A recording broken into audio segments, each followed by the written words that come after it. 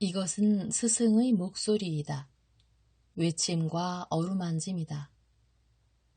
이 목소리가 회개하기를 원치 않는 사람들에게 말할 때에는 외침이 되고, 비록 불완전하더라도 하느님과 그분의 말씀을 찾아내려는 착한 뜻을, 하느님과 그분의 말씀을 찾아낸 다음에는 자기를 거룩하게 하려는 착한 뜻을 가진 사람들에게 말할 때에는 어루만짐이 된다. 이 사람들에게는 말씀이 친구의 어루만짐이 되고 예수의 축복이 된다. 19. 은밀한 교육 556. 바위를 뚫는 물방울의 비유 1947년 1월 21일. 예수께서는 한적한 길을 걸어가고 계신다. 아이들의 친척들이 그분보다 앞장서 가고 스켐 사람들은 그분과 함께 간다. 그들은 황야지대에 있다. 어떤 도시도 보이지 않는다. 아이들은 나귀들을 타고 가는데 그 애들의 친척들이 고삐를 잡고 가며 아이들을 지켜본다. 스켐 사람들은 예수 곁에 있으려고 걸어서 가는 편을 택했기 때문에 아무도 태우지 않은 나귀들은 사람들보다 앞서 떼지어가며 새 풀로 덮여 있는 개울가 사이로 쾌청한 날씨에 짐도 싣지 않고 마구간으로 돌아가는 기쁨으로 이따금씩 운다. 그놈들은 가끔씩 새 풀 속으로 주둥이를 받고 한 입씩 뜯어먹고는 즐거운 걸음으로 사람들을 태우고 가고 있는 그놈들의 동무들과 합류한다. 그것을 보고 아이들이 웃는다. 예수께서는 스켐 사람들과 말씀하시거나 그들이 이야기하는 것을 듣고 계신다. 사마리아 사람들은 선생님을 모시고 있는 것을 눈에 띄게 자랑스러워하며 기쁘다 못해 꿈에 부풀어 있다. 그리하여 그들은 북쪽으로 가고 있는 여행자들의 왼편에 있는 높은 산들을 가리키며 예수께 말씀드린다. 보십시오. 에발산과 그리심산은 평판이 나쁩니다. 하지만 적어도 선생님에 관한 한 저 산들은 시온산보단 훨씬 더 낫습니다. 그리고 만일 선생님께서 저 산들을 선생님의 거처로 선택하심으로써 그것을 원하신다면 그것들은 완전히 그렇게 될 겁니다. 시온은 항상 여부스족의 소굴입니다. 그리고 지금 사람들은 옛날 사람들이 다윗에게 적대적이었던 것보다 훨씬 더 선생님께 적대적입니다. 다윗은 폭력을 써서 그 성체를 점령했지요. 하지만 선생님께서는 폭력을 쓰지 않으시니까 절대로 그것을 통치하지 못하실 겁니다. 주님, 저희 가운데 머무르십시오. 그러면 저희는 선생님을 공경하겠습니다. 예수께서 대답하신다. 나에게 대답하시오. 만일 내가 당신들을 폭력으로 정복하려고 했다면 당신들은 나를 사랑했겠소? 진정으로는 사랑하지 않았을 겁니다. 당신께서는 온전한 사랑이시기에 저희는 선생님을 사랑합니다. 그럼 내가 당신들의 마음 안에서 다스리는 것은 사랑으로 인해서요? 그렇습니다, 선생님. 그러나 그것은 저희가 선생님의 사랑을 받아들였기 때문에 그렇습니다. 예루살렘 사람들은 선생님을 사랑하지 않습니다. 그것은 사실이요. 그들은 나를 사랑하지 않소. 하지만 당신들 모두는 거래를 하는 수완이 좋으니 나에게 말을 해보시오. 당신들이 팔거나 사거나 이익을 얻기를 원할 때 당신들은 특정 지역에서 사람들이 당신을 사랑하지 않는다는 이유로 낙심하시오. 아니면 당신들은 당신들이 벌어들인 돈이 당신들에게 물건을 파는 사람들이나 당신들의 물건을 사는 사람들의 사랑이 결여되어 있는지를 고려하지 않고 단지 잘 사고 잘 파는 데만 주의를 기울이며 한결같이 사업을 영위하시오. 저희야 오로지 좋은 거래에만 신경 씁니다.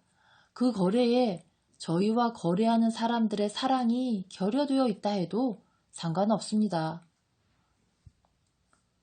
거래만 이루어지면 더 이상은 관계 없습니다. 오로지 이득만 남아있지요. 나머지는 중요하지 않습니다. 좋습니다. 나도 똑같이 합니다. 나는 내 아버지의 이익을 돌보기 위하여 왔기 때문에 나는 그것들만을 돌봐야 합니다. 만일 내가 그것들을 돌보는 곳에서 사랑이나 경멸이나 냉혹함을 만난다고 해도 그것이 나를 흔들지는 못합니다. 어떤 상업도시에서도 사람은 모든 사람에게 이익을 얻으며 사거나 팔지는 않습니다.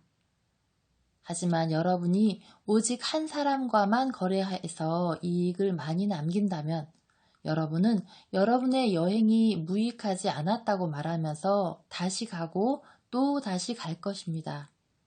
왜냐하면 여러분이 최초에 한 사람에게서밖에 얻지 못한 것을 여러분은 두 번째에는 세 사람에게서, 네 번째에는 7사람에게서, 그 후에는 수십 명에게서 얻기 때문입니다.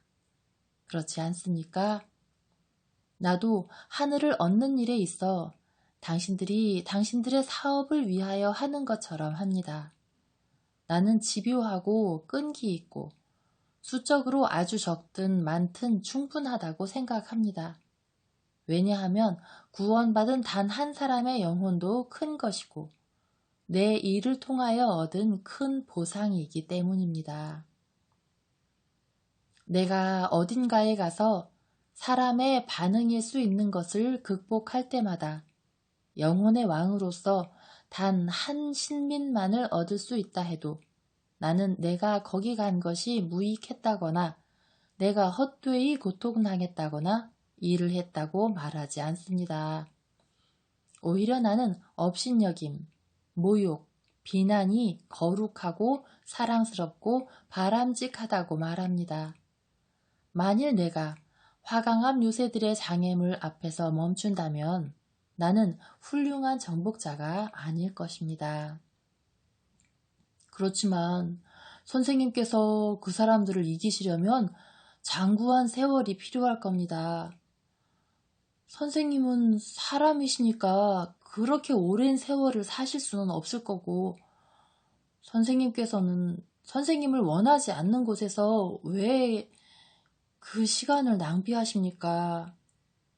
나는 훨씬 짧은 기간 동안 살 겁니다. 아니, 나는 곧 더 이상 당신들 가운데에 있지 않을 것입니다. 나는 더 이상 시작되는 날들과 끝나는 날들의 이정표들과 같은 새벽들과 일몰들을 보지 못할 것이고 그것들을 피조세계의 아름다움들로만 관조할 것이고 그것들을 만드신 창조주시며 내 아버지이신 분을 찬미할 것입니다. 나는 더 이상 나무에 꽃이 피는 것과 곡식이 여무는 것을 보지 못할 것이고 살아있기 위하여 땅의 열매들을 필요로 하지도 않을 것입니다. 왜냐하면 나는 내 나라에 돌아가 사랑을 먹고 살 것이기 때문입니다. 그런데도 나는 사람들의 마음들 안에 닫혀있는 수많은 요새들을 파괴할 것입니다. 산비탈의 샘 아래에 있는 저 위에 저 돌을 보시오. 샘은 물이 아주 적어서 나는 물이 흐르지 않고 방울방울 떨어진다고 말을 할 수 있습니다. 물방울은 산빛 아래 돌출된 저 돌 위에 장구한 생활 동안 떨어지고 있습니다. 저 돌은 매우 단단한 돌입니다. 그것은 부서지기 쉬운 석회암도 아니고 부드러운 설화석고도 아니고 매우 단단한 현무암입니다.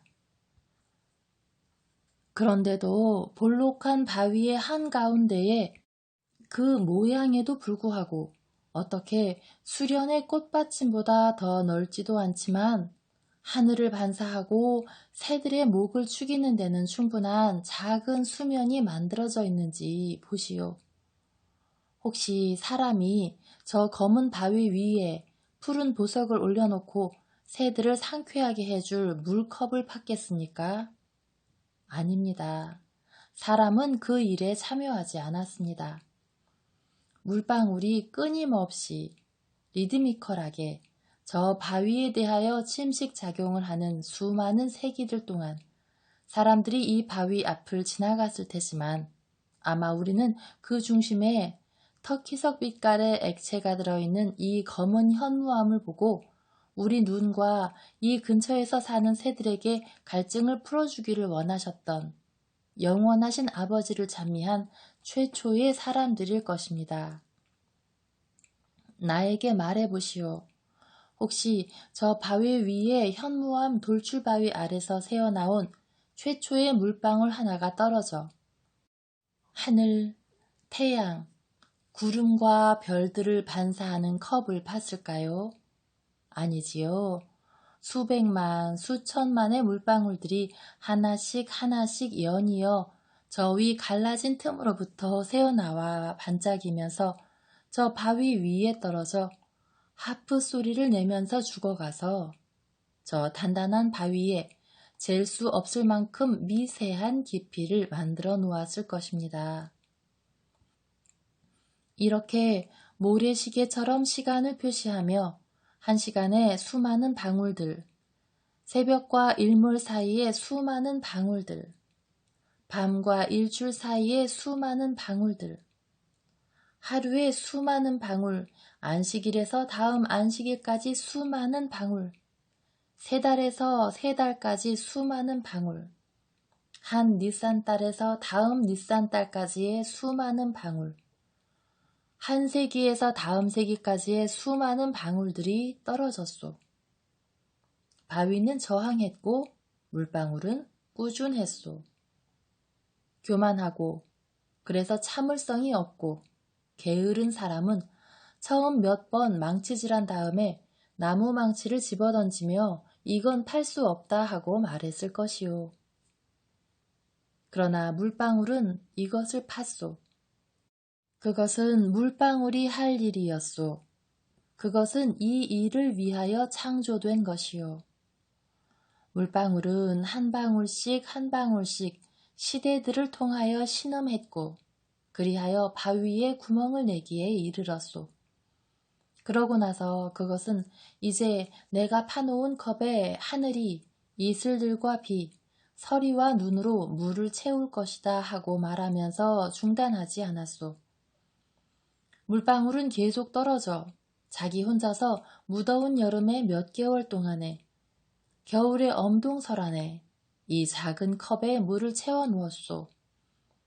그동안 장대비나 가는 비가 수면을 주름지게 하지만 저것이 이미 가득 차 있고 유익하고 아름다우니 저것을 더 아름답게 하거나 더 넓게 하거나 더 깊게 할 수 없소.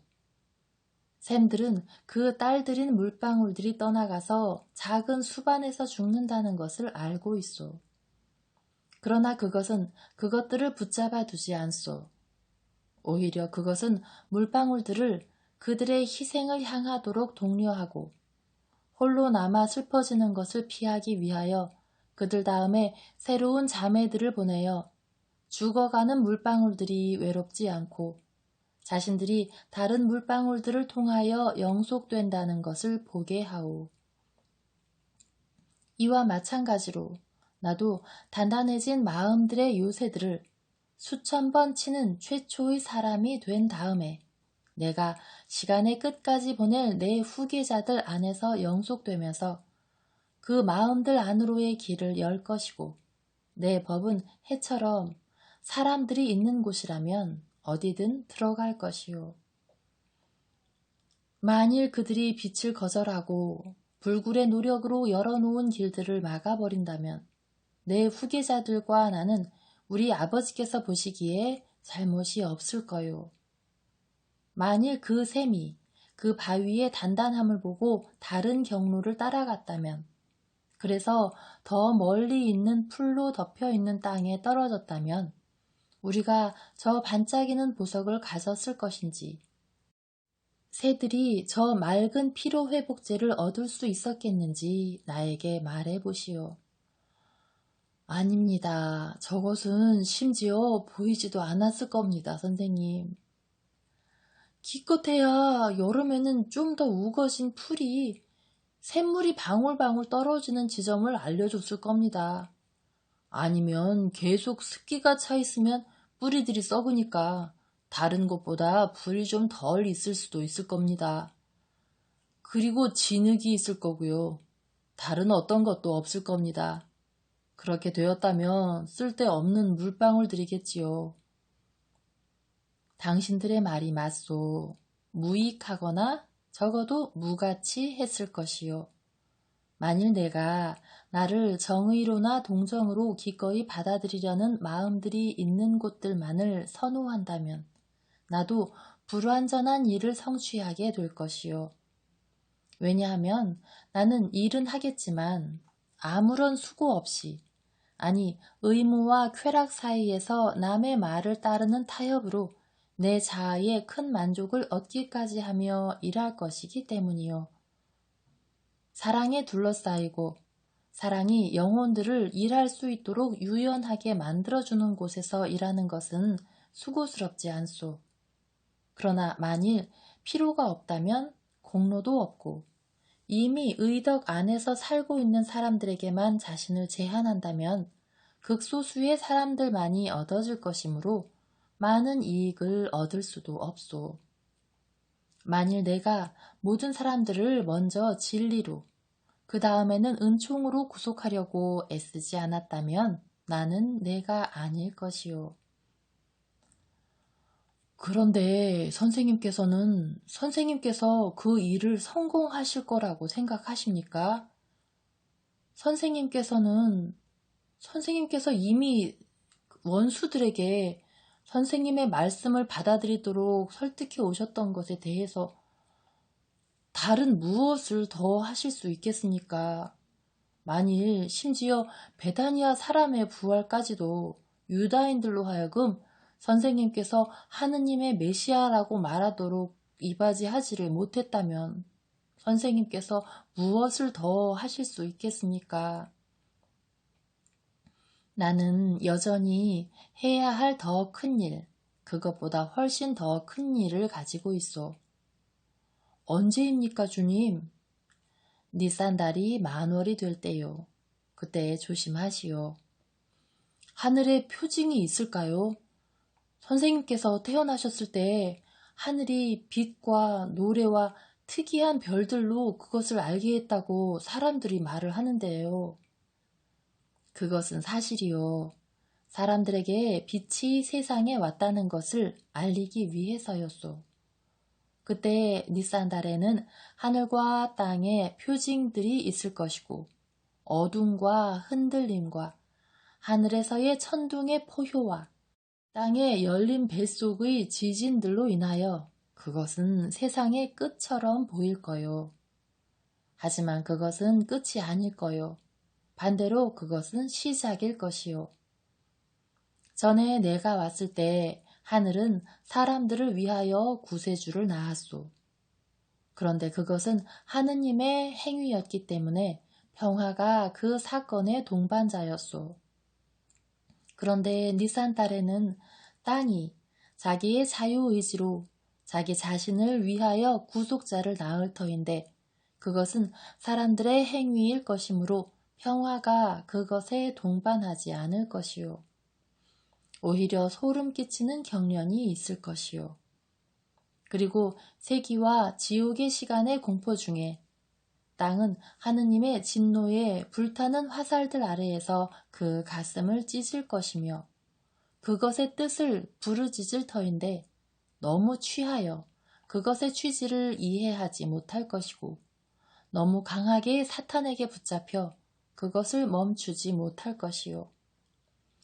땅은 해산하는 미친 여자처럼 저주받았다고 믿은 열매를 자기가 파괴하고 있다고 생각할 것이고 그렇게 함으로써 고통과 덫들이 그 열매를 미치지 못할 곳으로 들어 올리고 있다는 것을 깨닫지 못할 것이요.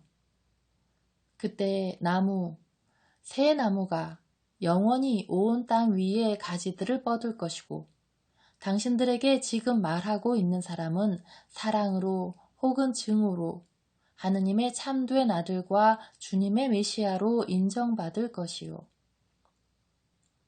그것을 받아들이지 않고 나에게로 돌이키지도 않은 채 나를 알아보게 될 사람들에게는 화가 있을 것이요. 그 일이 어디에서 일어나겠습니까, 주님? 예루살렘에서요. 그곳은 주님의 도시요. 그럼 저희는 그곳에 가지 못할 겁니다. 왜냐하면 니산달에 저희는 파스카를 위하여 여기 있어야 하니까요. 저희는 저희의 성전에 충실합니다. 만일 당신들이 모리아 산 위에도 그리짐 산 위에도 있지 않는 살아있는 성전, 신성하고 보편적인 성전에 충실하다면 그 편이 더 나을 것이요.